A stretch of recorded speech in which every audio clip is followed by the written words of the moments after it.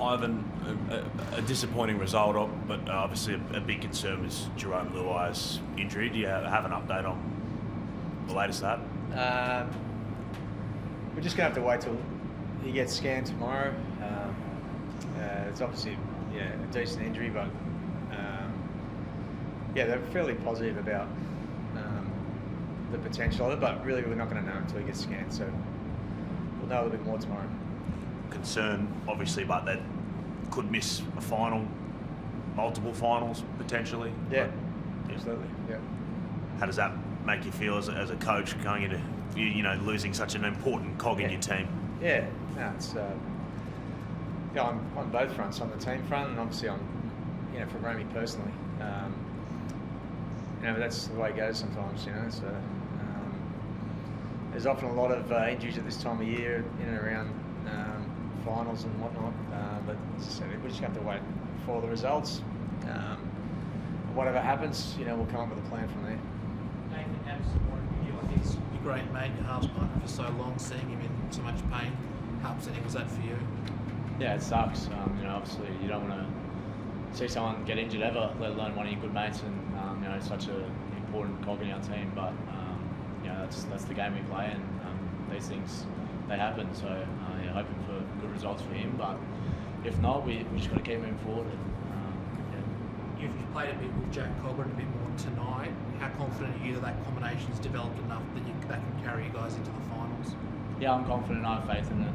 Cogs has played enough first grade through his career to know what to do, and he's got a cool head on his shoulders too. So we can keep developing that, and obviously hoping Romy's all right, but I'm pretty confident and have a lot of faith that me and Cogs can get a job done too. You talk about all the injuries, Ivan. There are, I think, 5 guys missing tonight. What's the likelihood of you guys getting them back next week? Definitely get a couple back next week. All of them back? I don't think so, but just wait and see. Who's the couple you mentioned? I'm not going to go into it right now, but the injuries we've had have been, as I said the other day, like reasonably significant. They're all different. The only one I really rested was Tito today. Dill's not really. He'll be fine next week. Dill.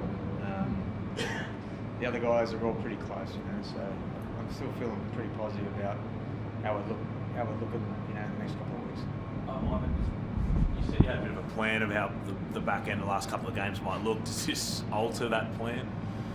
Tonight did not at all, to be honest. But it only probably reinforced it. We've been in this position for the last 4 years, so we've done it differently.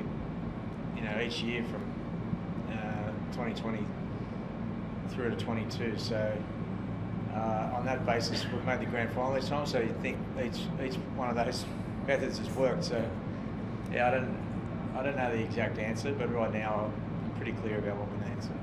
Nathan, did you get a chance to watch the replay of Jerome? Because it almost seemed a little bit similar to you in Origin a couple of years ago, just the way he did it. Did you have a chance to look at it on the big screen? Yeah, I watched it. Sort of just looked like it was a bit like just slow, and it was more the weight coming down on it. I think it was a bit different to mine, but similar sort of mechanism, I guess. But again, fingers crossed. Ivan, you worried about the performance? Like, you guys just been rolling through this season pretty seamlessly, but to sort of be blown away in the first half like tonight, did you see it coming at all during the week? It was a really short week, but I must say I was a little worried about tonight. It just felt like, for starters, Parramatta played really well. They got an outstanding team. They were grand finalists last year. There's not much different. And they had just let it all ride tonight. I just felt like we're sort of coming a bit. We've been drifting a little bit, I reckon. We're still playing okay, but there's parts of our game that haven't been up to scratch, and they got found out tonight. So I can't be too harsh on the boys. Like, they've been that consistent. I think tonight was definitely an off night. I feel disappointed always, when we don't play well, and for our fans in particular, our loyal fans. But we'll look back in a few weeks, we won't worry about this game. So if anything, it might just sharpen up our focus for the coming weeks. Have you been thinking about the minor premiership at all? I know you've won it 2 of the last 3 years, but is it really that important to you this year? I've sort of mentioned this. Like you'd like to win it. I think at I think it matters, but at the end of the day, it doesn't necessarily count. If you finish first or second, it doesn't make any difference. So, but would we like to win it? Would we like to win it? Absolutely. Yeah, I think it's an honour and a victory to get that. But at the end of the day, we've had a great season. We've put ourselves in a good position.